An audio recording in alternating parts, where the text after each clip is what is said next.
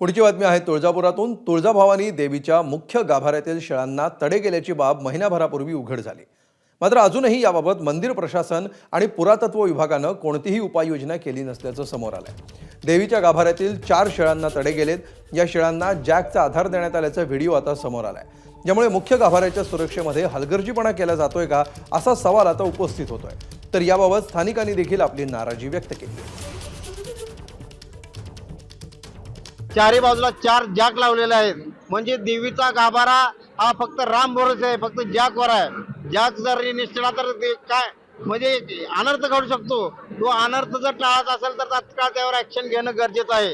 या माध्यमातून आम्ही जिल्हाधिकारी साहेबांना, पुरातत्व खात्याला व महाराष्ट्र शासनाला असा इशारा देऊ इच्छितो की ज्या आमचं सर्वांचं रक्षण करणारे आई जगदंबा जर सुरक्षित नसेल तर आम्हाला बाकीचे कशाचीच आम्ही तमा बाळगणार नाहीत। लवकरात लवकर या संदर्भात जर ऍक्शन घेतली नाही तर आम्हाला तुळजापूरवासीय म्हणून, एक देवी भक्त म्हणून पूर्ण महाराष्ट्रभर या संदर्भात ऍक्शन घेतली जाईल। एबीपी माझा, उघडा डोळे बघा नीट।